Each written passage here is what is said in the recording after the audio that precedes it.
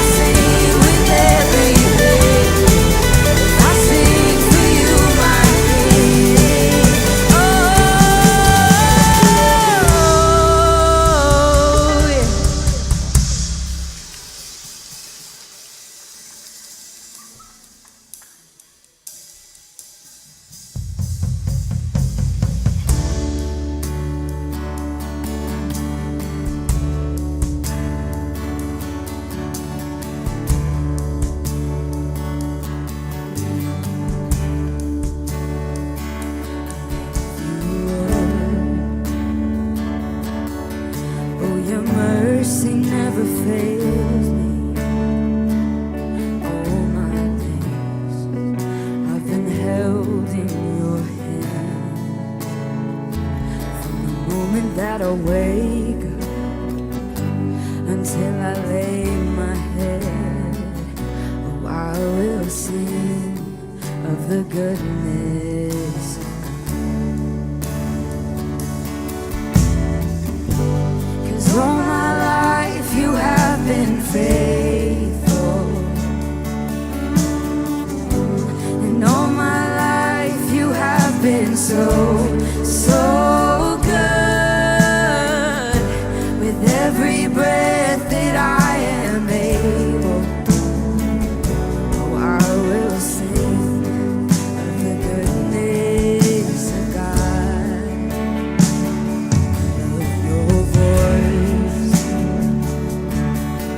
you have led me through the fire and darkest nights.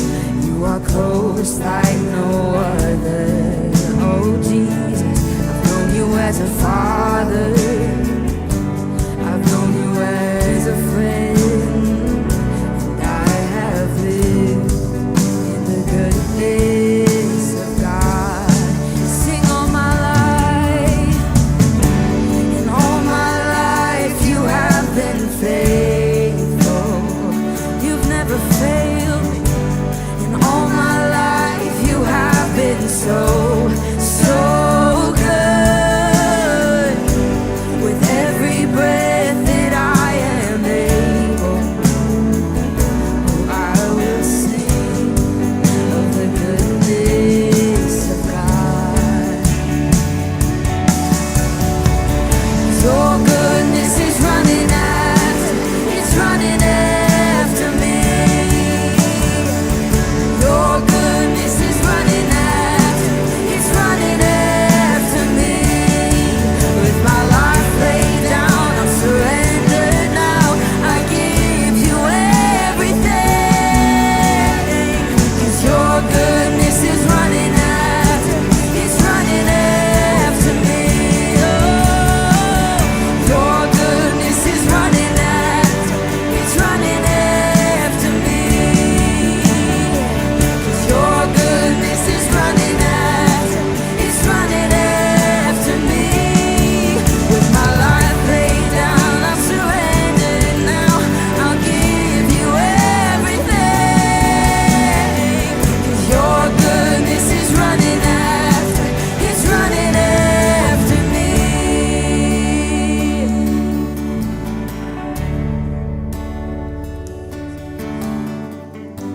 Cause all my life you have been faithful. Thank you, Jesus. And all my life you have been so, so good. With every breath that I am able, oh, I will sing of the goodness of God. Oh, I will sing of the goodness of God.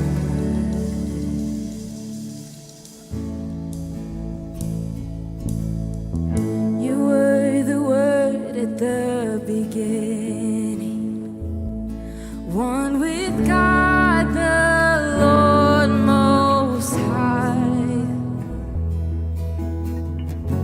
Your hidden glory in creation, now revealed in you are Christ. What a beautiful name it is. What a beautiful name it is. The name of Jesus Christ, my King. What a beautiful name it is. And nothing compares to this. What a beautiful name it is.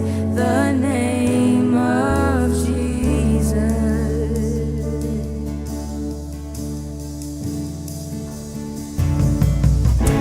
You didn't want heaven without us, so Jesus, you brought heaven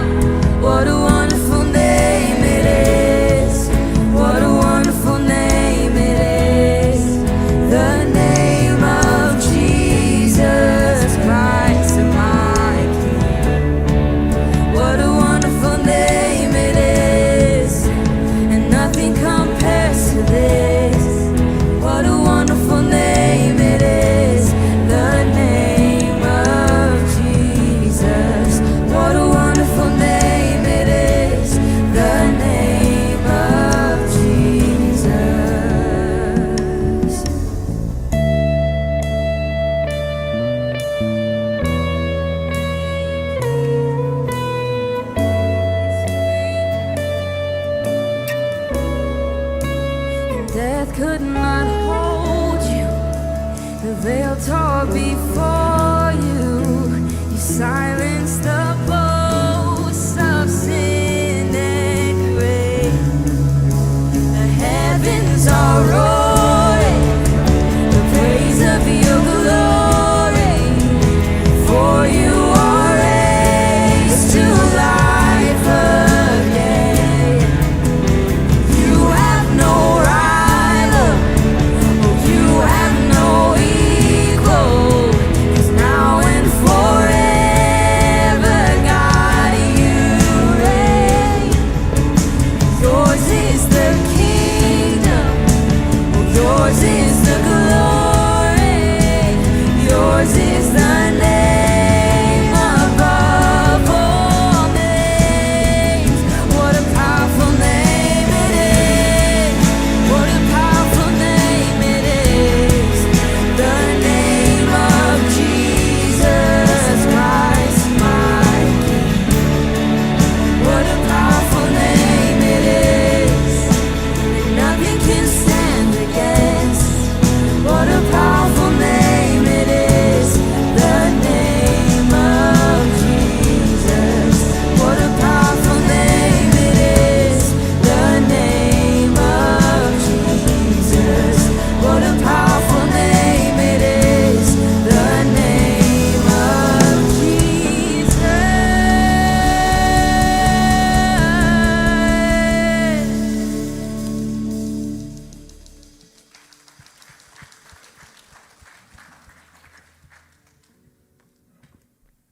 Hey guys, welcome. Ben is grabbing his mic, but my name is Emma, and my small groups were here, 10th grade. Shout out to you guys. Love ya.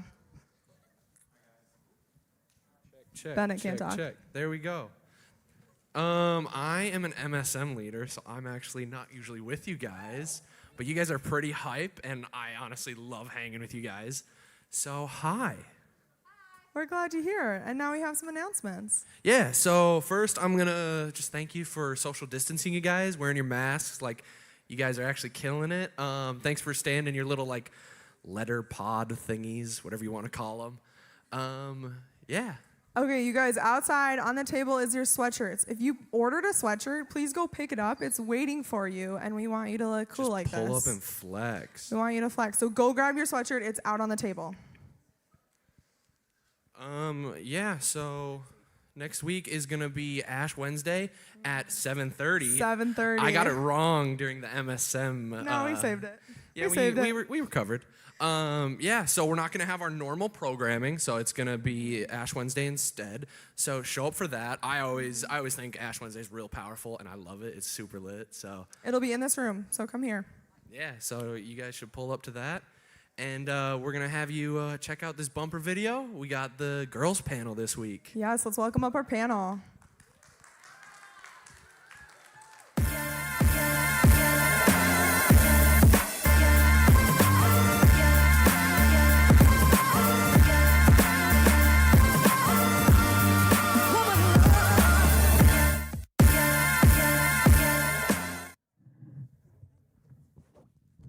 Well, hello, HSM, and welcome. Anyone ever try to wear hoop earrings and a mask? It's like rough days over here, people. All right. Hi, everybody. I'm Megan Sage, and I am the Next Gen pastor here, and we are so excited to be your girls panel tonight. So I'm going to have everybody first go through, introduce themselves, share their name, where they serve in student ministries, and where they're at in life. And I'm going to have Carly start. Hello, everyone. My name's Carly. Hi. Shout out to my group. Bonus points if you know how my name is spelled. It's not spelled like the other Carlys you might know. But I work over at our Bush Lake campus, Westwood's Bush Lake campus in Bloomington. I'm an associate pastor over there and volunteer in HSM with some senior girls right over there. They're awesome. I love you guys. I am Olivia Klingbeil. Thanks. Yep. I am a coach for 11th and 12th grade leaders. So I'm like your small group leaders leader. Can we say that? Yeah. Fair. And I work in admissions at Bethel. I'm the associate director of admissions there. So. You're married. Oh, I'm married, and I have a 1.5-year-old named Titan. He's very cute if you have not seen him. The cutest. Follow her on Instagram to see pictures. True. And he is absolutely a tank. He does live up to the name Titan already at 1.5. Yeah. He'll take you down. He will. So that's great. He also has one little curl on the back of his head. Sorry, he's really cute. And then just My name is Kate Whistler. I am the intern here at Westwood for you guys, high school ministry, and then also college ministry. And then I lead this great group of 9th graders up here. That was Thank a good you. response. They were Good like job. holding back the screams. They were really waiting for it. So they're great. I love them. Where I'm at in life is I currently am taking a year off of school, but normally I am at Bethel University studying psychology. COVID is not great, and I don't learn well online. So most of my classes were online, so I decided to take a year off, working here, nannying, babysitting, all the things. Crushing it. You're crushing it here. Who loves Kate? Come on. Give her a round of applause. Well, that She's was doing a uncalled great for. job. Yeah, there you go. I'm Megan Sage. As you know, I say that every week. I'm the Next Gen pastor here, and I am married to a wonderful guy named Billy. We have 2 kids, a 5-year-old named Hunter and a 1 and a couple-month-year-old named Forrest. We named them after shades of green, like our last name, Sage. So If you would have had a girl, Super what would her fun. name have been? that's a secret for when we actually have a girl. Oh, so. okay. Oh, Sorry there's for more to asking. come. You will find out. Not really to come. We're going to adopt. Okay, anyways. So tonight we get to share with you 3 things that girls wish guys knew. And the first thing that we're going to share, but before we do, I wanted to start it off hot and spicy. And I want every person to answer the story of your first kiss in 2 minutes or less. Ready, go. Hot and spicy. I can start. So I got to tell this for MSM already, but I got to make sure that I remember all the details, okay? So it was a Tuesday.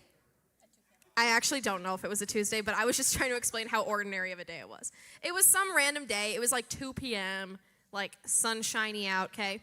My boyfriend and I, we'd been dating for 6 months. We decided we wanted to go get some coffee. So we went to Mocha Monkey in Waconia, and we sat upstairs on the couches. I don't know if any of you guys have been there, but you know how upstairs there's like this little area of couches you can sit at? So that's where we always sat whenever we went there. And so that's where we had our first date, where he asked me to be his girlfriend. And that was also where we had our first kiss. We were just hanging out, and then he kissed me. And most people say that their first kiss was super awkward or like really memorable in some way, but ours wasn't awkward at all. It was super normal.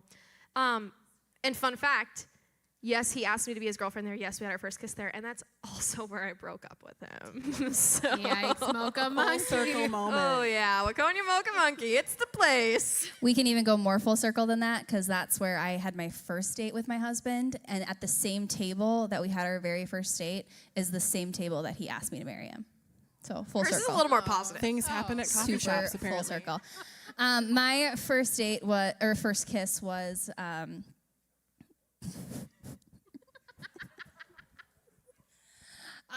I was a freshman at Bethel. I was 18, and there was this really like oddly good-looking man who like had a lot of like Chuck Bass vibes, like super like cut, weird face, super attractive, like in a weird male model way.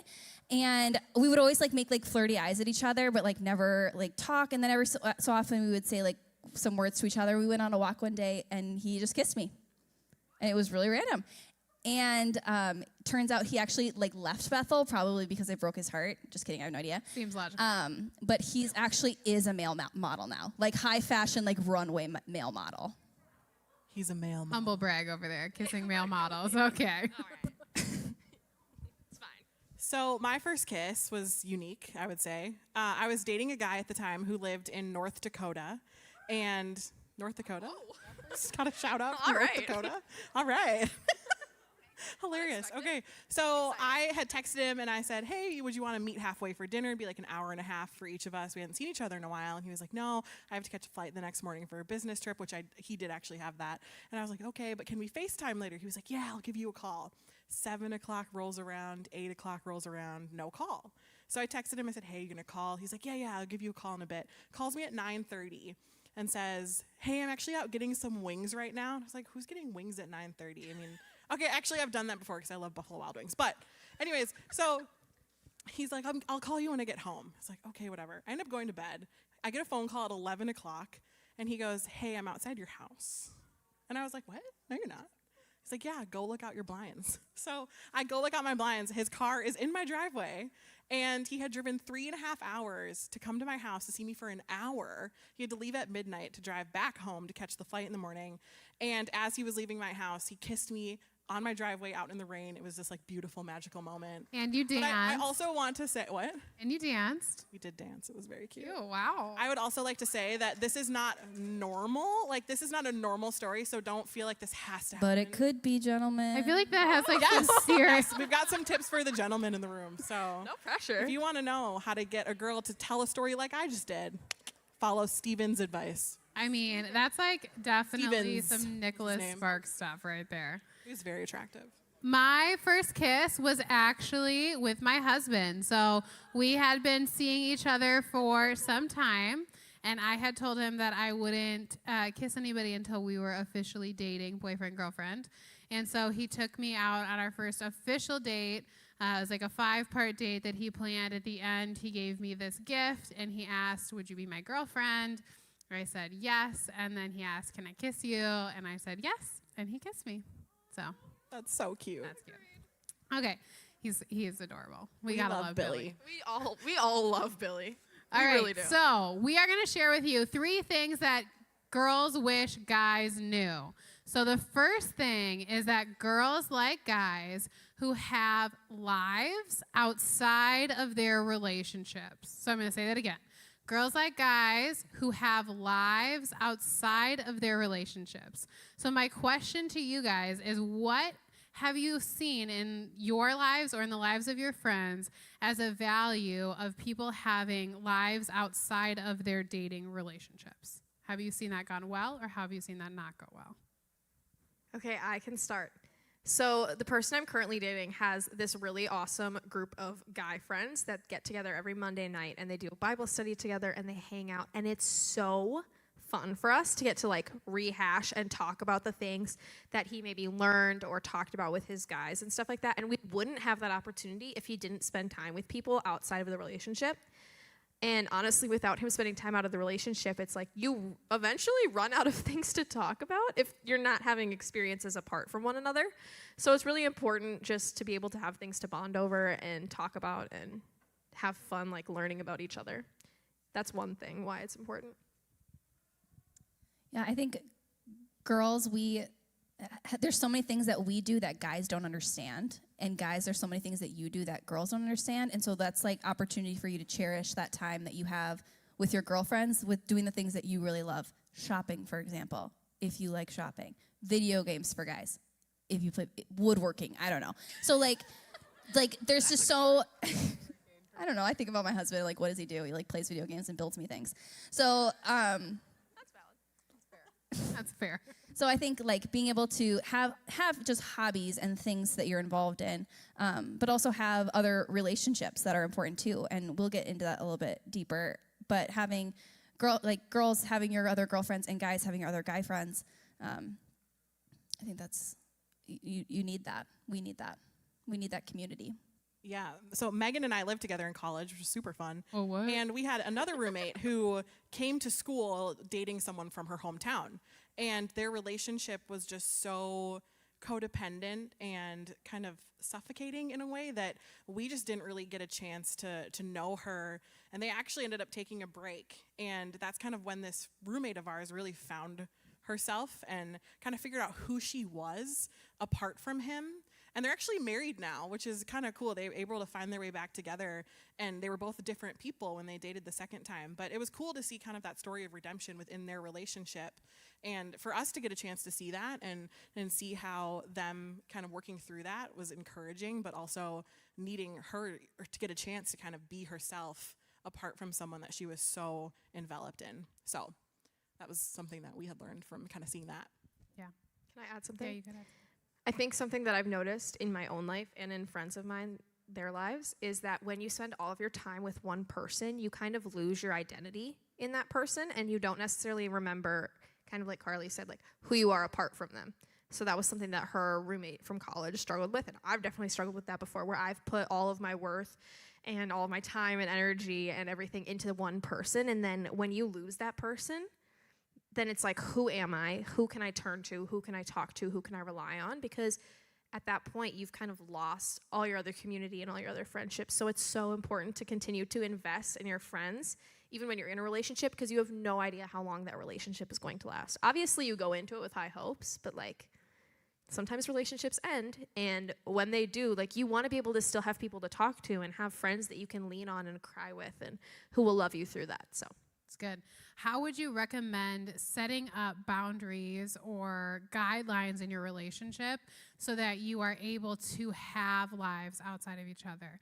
Because I think it's easy to say that here, but it's another thing when you're like, I just really, really like him, and I want to spend every second of my day with him or talking to him, right? So how do you allow for that for yourself, and how do you set up boundaries well to do that with your partner?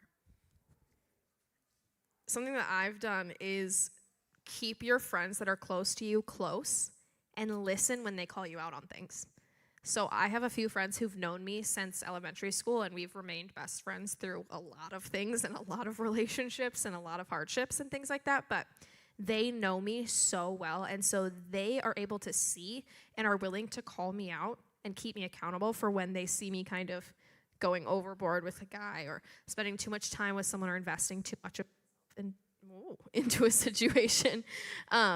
And so keeping those people close who can keep you accountable is really important. So that's one thing that you can do for sure. You can't have a relationship with someone unless you're talking to them. So continue to have those relationships with your girlfriends. Continue to have relationships with your guy friends, just so that you can continue to foster those things. Just in case something does happen and you break up for some reason, it's good to have that. I was going to say something else and I completely forgot what it was. Carly. I've seen this modeled super well in my brother and his wife's relationship. They started dating when they were in 9th grade, and they're going to be celebrating 15 years married this upcoming summer. And they both have such an amazing group of friends around them separately and together. And that's something that I've loved to be able to see because, my brother will go on golf trips with his guy friends, and my sister-in-law will do book clubs and girl trips on the weekends. And they've just really been able to communicate about that and say, we know this is important in our relationship. We know that we're separate people. I mean, we're one, but we still have our individual identity, and we want to be able to celebrate that in each other. And so I think communicating about that, like Olivia said, and having that be something that you guys can talk about and value in your own relationships. I remember what I was going to say. I think it's okay to say no to your significant other in spending time together. And so you're not going to, if your relationship is good, it's okay to say, no, I'm not going to hang out with you tonight. I'm going to go hang out with Megan instead. No, I'm not going to hang out with it's... You want to hang out? But I think it's anytime.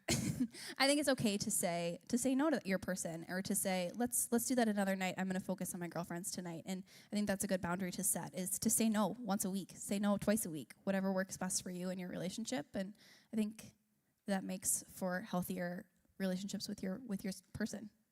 This is going to sound super cheesy and really parental of me, but I have to say it. It's important to put school at a priority as well. Do your homework. I know, so do your homework. Like, at this point in your life, school is your full-time job, and it's so tempting to put, like, your boyfriend or girlfriend in front of school because homework sucks, and I get that. I mean, I'm kind of in school right now, so, like, I understand. But school is really important, and it is your full-time job right now, so just make sure that you're still prioritizing that. Okay, my mom moment is done. Sorry. No, that's good. All right. So that's our first one. Our second one is girls like guys who communicate. Girls like guys who communicate. So, panelists, tell me, why is communication important in a relationship, and how do you do it well? Yeah, we do it really bad.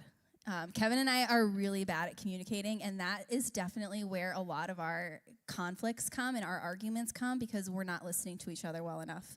And I think communicating is not just like talking all of the time. It's also listening, and it's also sitting and being intentional with your time together.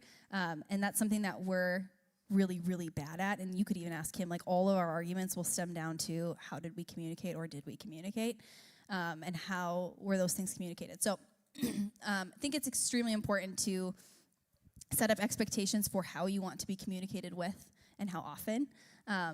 But also, guys, I want to empower you to feel like you can tell your significant other how you're feeling.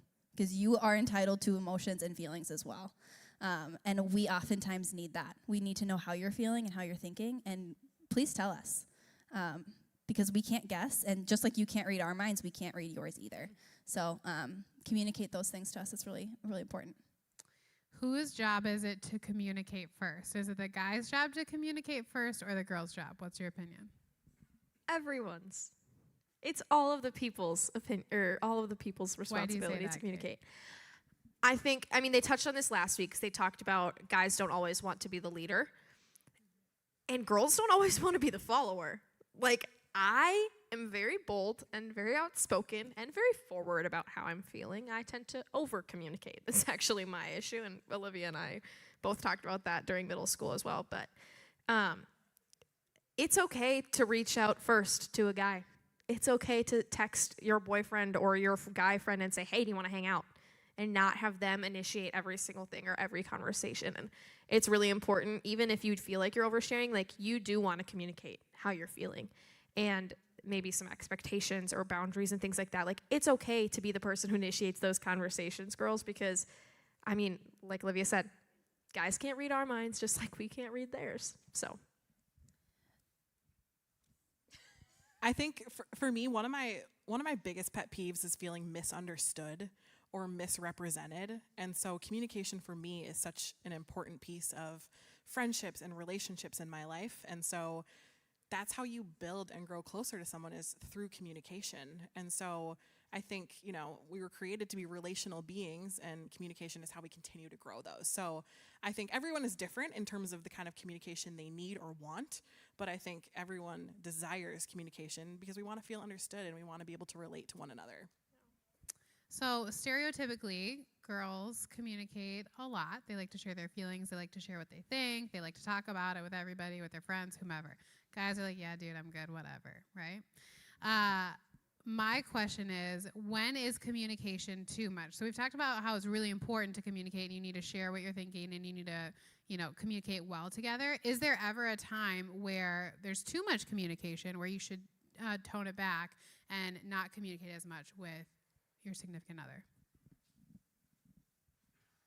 I think when it's all encompassing of your everyday, that's when it's too much. I think when you are waking up every morning and you're texting your girlfriend, your boyfriend, hello, like, that's so sweet, and continue to do that because we love that. But also, like, you don't need to text all day long.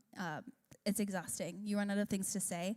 Quality over quantity. So if you're going to have an hour-long solid conversation in the middle of the day, at the end of the day before bed, whatever that looks like, that's so much more meaningful than texting all day long. There are weeks when Kevin and I don't text each other, and I'm serious. Like, you could literally look. Like, I don't think I texted him today. So there are like days that we just don't talk. We just don't communicate. We don't need to, because later that night we'll sit down and we'll have conversation, or we'll catch up later in that week. So, and guys and girls, if you are doing all of the communicating, if you are the only one initiating the communication, if you're the only one talking, the only one sharing your feelings and your thoughts, then I'm not a therapist, but maybe it's time to reevaluate your relationship. Yeah, we have to remember that, you kind of end up pursuing each other once you're into a relationship. So whomever pursued the person first, I mean, once you're in that relationship, you have to consistently be pursuing each other. And I think that is where kind of the magic happens, of being on the same page and having communicate about your communication. It's super important to do that.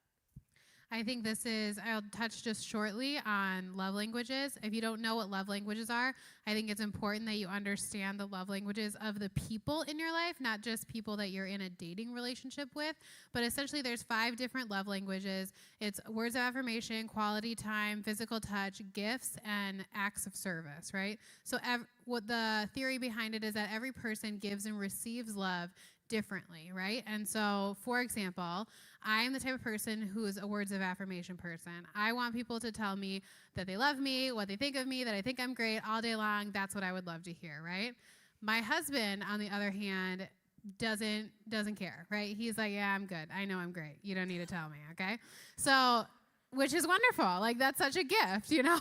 But so if my husband's going to show me love, he's going to send me text messages. He's going to write me letters. He's going to, you know, he has this book that he fills out for me that like has different things and different stories that he'll tell me or things that he'll affirm about me that he writes in, which is really cute. But for him, I don't write a book for him. I don't send him loving text messages all the time, but I'll do things for him. I'll take out the trash. I'll do the laundry. I'll do the dishes. I'll clean the house in a surprise. I'll do something, organize something for him that he needs organized, or I'll take the kids for a day so he can play video games. Something like that that shows and expresses love in the way that he receives it. I would challenge you to figure out the people in your life, your friends too. Like Carly and I have been friends for a really long time. How I show care in my friendship to Carly looks different because I understand how she receives love, right? She's not the type of person who I'm going to be like building forts with, right? Like we're going to spend quality time together, and that's something that's important to us, and I'm going to affirm her with words of affirmation. So learn the love languages of the people in your life, and that can help you to better engage with them and to communicate with them. So girls like guys who communicate. The last one, which we're going to park on for a little bit of time, is girls like guys who are respectful emotionally, physically, and spiritually. I'll say it again. Girls like guys who are respectful emotionally, physically, and spiritually.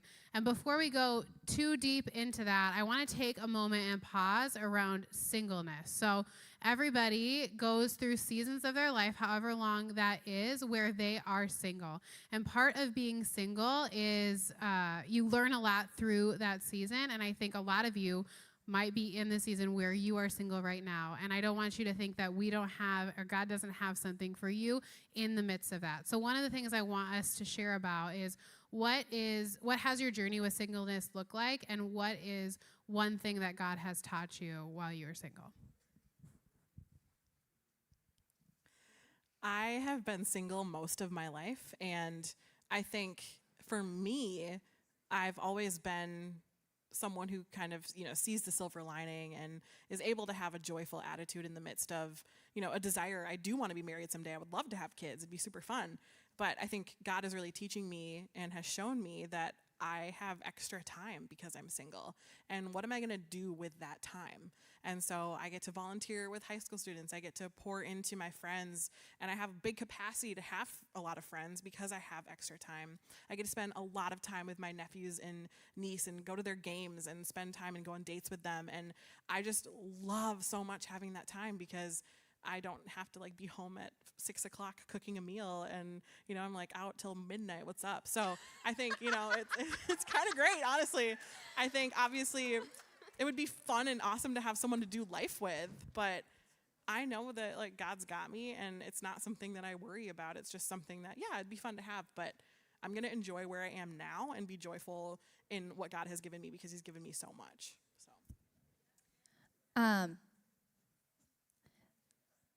That distracted me. You guys, it's my brain. Singleness for me, Kevin was actually my first boyfriend, my first official boyfriend. We started dating my sophomore, junior year of college. But before that, I really was intentional in dating. And I didn't, like Megan, didn't want to date anyone until I knew that I was going to marry him. And I knew I was going to marry Kevin after our first date. That's another story. But I was super intentional with all of the guys that I interacted with and all of the guys that took me on dates and that I spent time with to figure out what I liked in them and what I wanted in a husband and what I didn't want in a husband. And the qualities that I saw was something that I needed to handle me, or something that I needed to help lead me closer to Jesus. So that's really how I used dating. I didn't have a bunch of boyfriends ever. I had a lot of guys pursue me, and I had a lot of relationships, went on a lot of dates, but I never had an official boyfriend, and I used that to figure out what I wanted. And I think what God taught me through my singleness was who I am and my value and my worth. And my value and my worth is not in the guys that I date, the things that I wear, the job that I have. That is not my worth. My worth is who I am in Christ. So that's what God taught me in my singleness. So my best friend, Elise, I don't know if any of you know her. I know some of you do. This summer we were having a conversation, And she said this really funny thing, and I thought it was really funny at least. She said, Kate, you have had the unique gift of not being single ever. Which was a really nice way to say, Kate, you're boy crazy, figure it out. Okay, so she kind of called me out on that. But she was really kind about it. We love that. It was so sweet. But something that I recognized in that is even in those maybe short times where I was single is I was reminded so clearly of how incredible the friends are that God has given me and like how amazing the community is that I have around me here at Westwood, at Bethel, friends from when I was a kid, like all these things, like the community that I have regardless of who I'm dating or if I'm dating anyone is just such clear evidence of God's faithfulness and his grace and his love.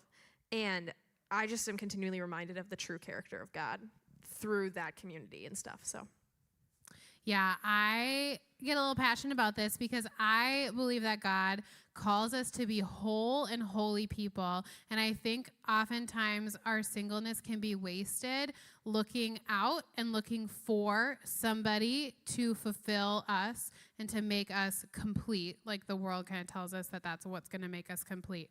But really, God calls us to be whole and holy people, meaning that you yourself individually can be a complete whole person without anybody else. And I think during your time when you are single, spend time investing in what does it look like to really know who you are as a whole person. Develop your skills, develop your hobbies, develop the things that you love to do so that when you enter a relationship, you know who you are and you know how you can bring your whole self into that relationship. The second is, are you being a holy person, right? In your time right now where you are not dating anyone, are you giving yourself completely and wholly to God? Are you choosing to live a life worthy of God's call in your life? Are you being holy? And if you're not, what does it look like to create intentional steps in your day and in your life where you can choose to grow closer to God now? Because it only gets harder when you're in a relationship. People think that things get easier when you're in a relationship. That's actually not true, right?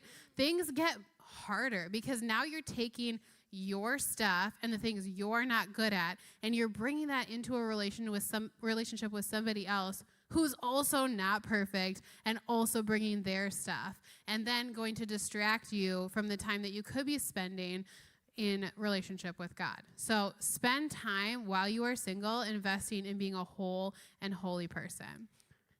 something to say going off of that. I don't remember what exactly the wording was that they said last week, but to do with that I thought was amazing was they said there's no such thing as relationship issues. There's such things as individuals bringing their own issues into the relationship. And I was like, yeah. No, I think that's good.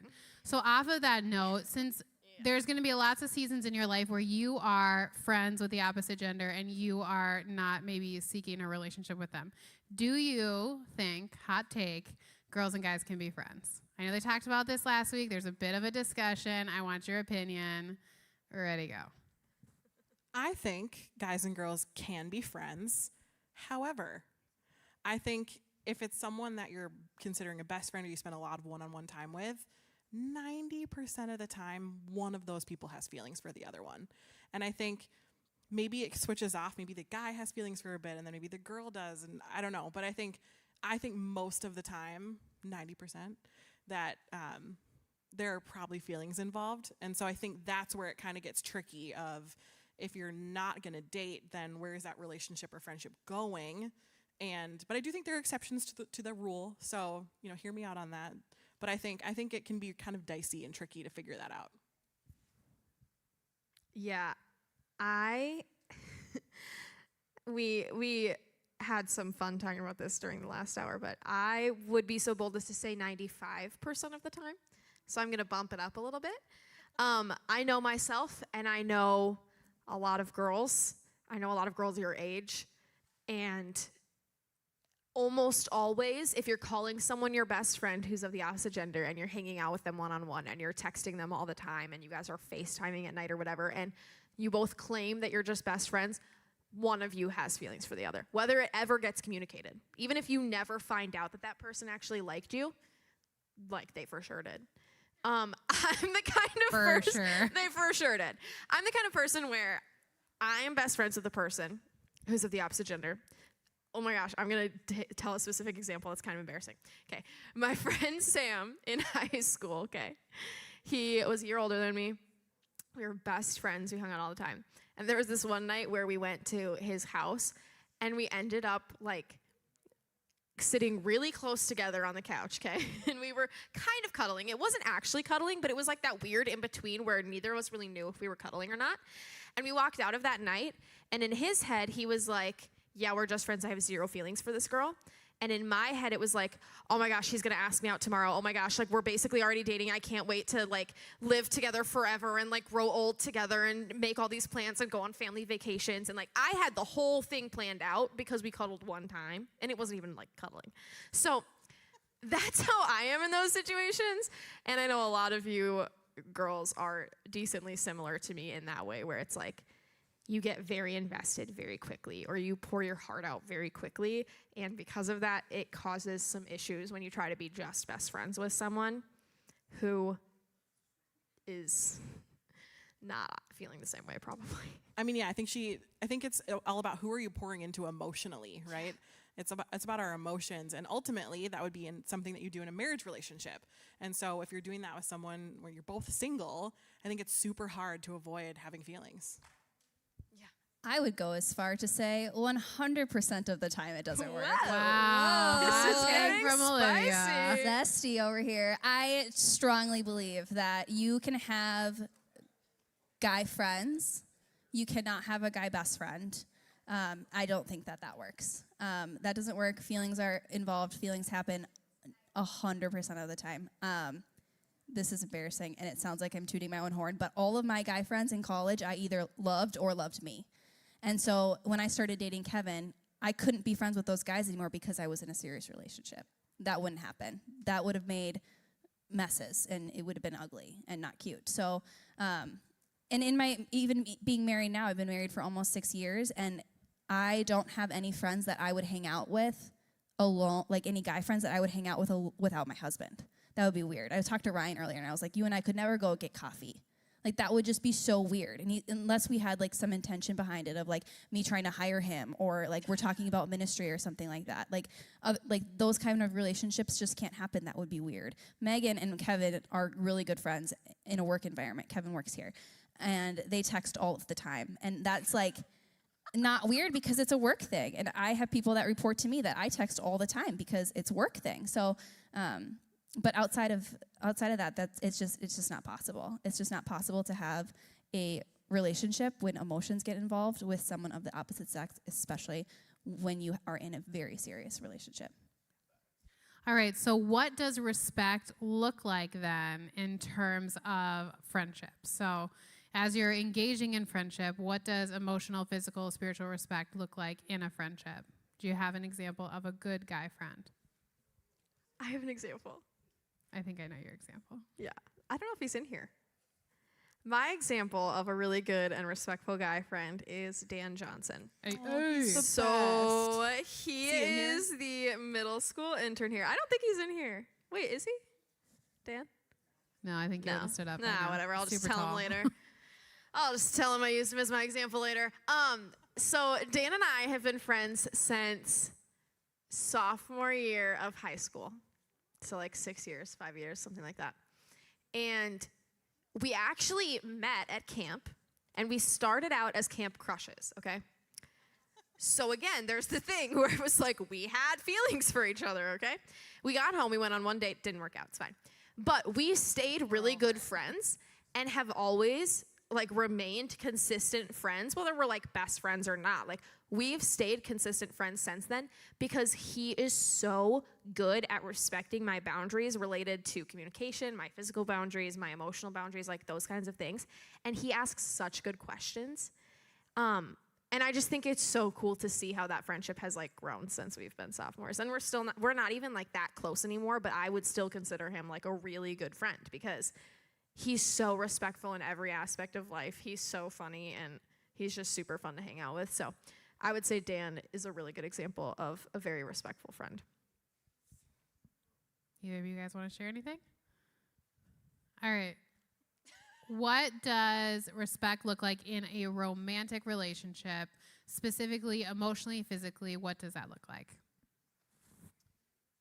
I have kind of two examples that kind of, I don't know, oppose each other. But I've had examples of being on dates with guys where they try to push the boundaries and have been like aggressive, and I know that they were only after one thing. And it just did not feel respected by any form of the word. And I know some of you have probably been in similar situations where you find yourself, you're like, how did I end up here? And was it my fault? Did I say the wrong thing? Did I do the wrong thing?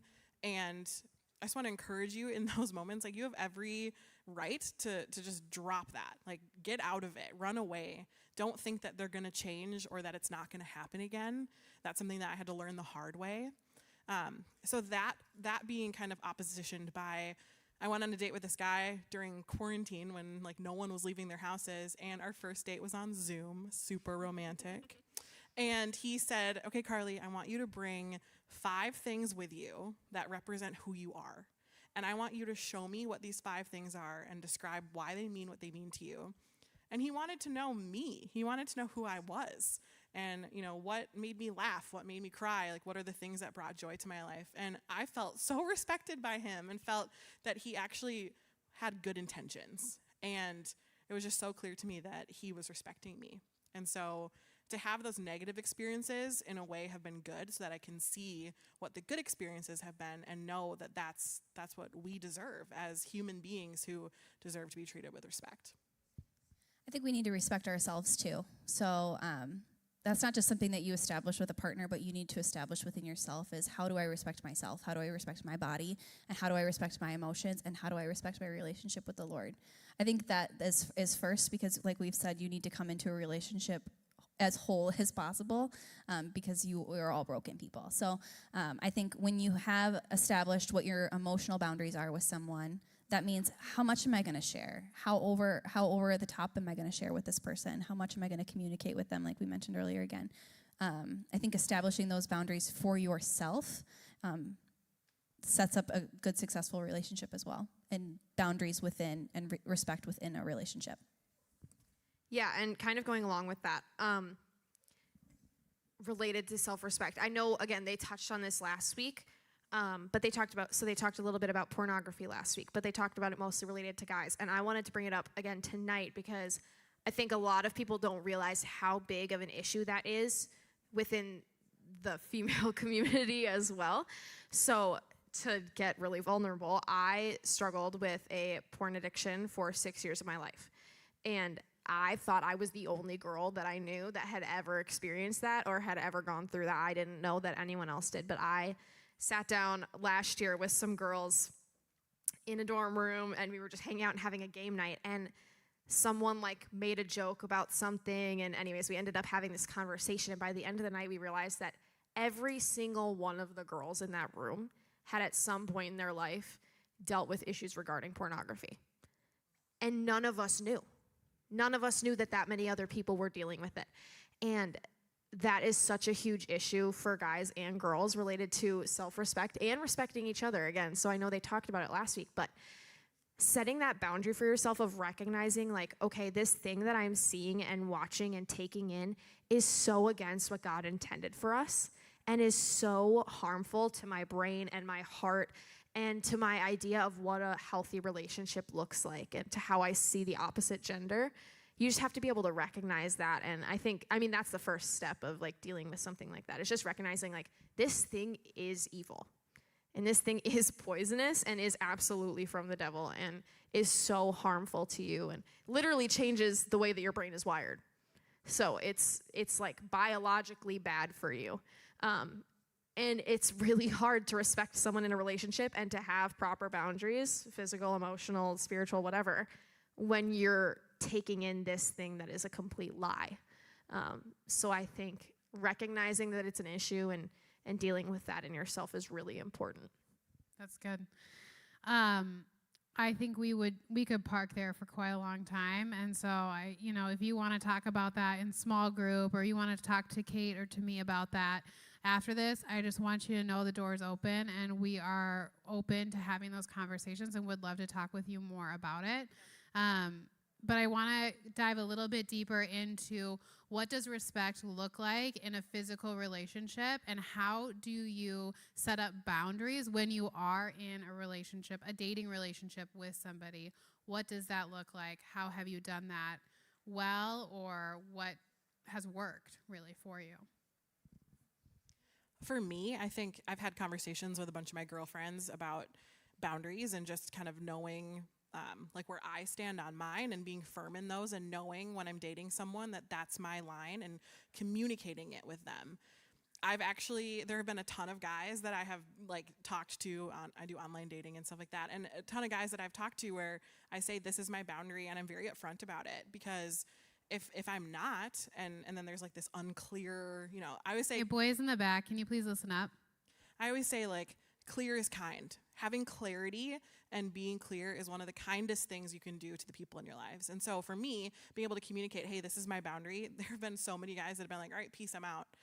And I'm like, okay, but at the end of the day, like, that's so good, because I don't want to be in a relationship with someone who's not going to respect my boundaries and who is going to push me to go further than I want to. So I think having those clarity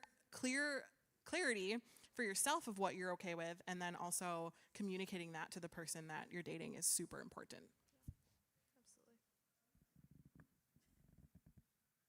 I would say this. So when I entered my relationship with my husband, I knew that I wanted to respect myself and respect the person that I was going to end up marrying, whether it was going to be him or not. And so I touched on it a little bit in my beginning story, but that's why I made the boundary that I wasn't going to kiss somebody until we were officially dating, boyfriend, girlfriend, because I did not want to give any part of myself to somebody who wasn't serious about me, right? I didn't want to give any part of my physical relationship to somebody who wasn't serious about believing in who I was and possibly, dating me in a way that we would be intentional about getting married one day, because I really value who God has made me to be, and I place a high value on respecting also who God has created other people to be. I want you guys to know in this room that each one of you have been created uniquely by God with a purpose, right? And because of that, that warrants respect for yourself, and it warrants respect for the people that you are in relationships with, dating or otherwise, right? And so in that, as you think about putting boundaries up physically with people, let's remember, yes, the Bible says you can't have sex before you get married. You shouldn't. You should save that for marriage, because that's respecting something that God has created as holy and as designed for marriage. But I think our question should not be, how can we not have sex? Our question should be, how can we respect the person that we're in a relationship with so much, and the fact that they could marry somebody that's not me, in a way that honors God? How do I honor God by setting my physical boundaries? And so I think my challenge to you guys is, as you're navigating these conversations, and they should be conversations. It shouldn't be something that just happens. It should be something, whether you're the guy, whether you're the girl, that you sit down and you have a conversation with the person that you're dating, and you say, what is our boundary? Where are we going to stop? And you stand firm with that. You have that conversation. But when you sit down and have that conversation, that you're being respectful and saying, God made you special, and he made you specifically for the person that you are going to marry one day, and I want to respect you, and I want to respect whoever that person is. And so let's make a boundary that shows God respect, and that doesn't disrespect me and doesn't disrespect you. And if you don't know what that boundary is, if you're like, I don't know, I'm not really sure where the line is, come talk to me, come talk to anybody on this panel, go talk to your small group leader, because we would love to have that conversation with you. How you honor God with your physical body, how you honor God in your relationship, in your dating relationships and otherwise, it matters. It matters today, and it matters for your future in your life, and I just want you to hear that. And also, God loves you so much that you're worth it. You're worth respecting yourself, and you're worth respecting the person that you're in a relationship with. I don't know if you guys have more to add. Preacher's gonna preach. Yeah. Good job. Snaps You for don't have you. anything you want to add? I was going to add something. I love like having the conversation about it. I think that's so important and so valuable. But as you grow closer together, you're going to want to grow more closer together physically. And so I think that that's not a conversation that you have once. I think that that's an ongoing conversation that you should continue to have with this person because you are going to become more attracted to them. I hope so, at least.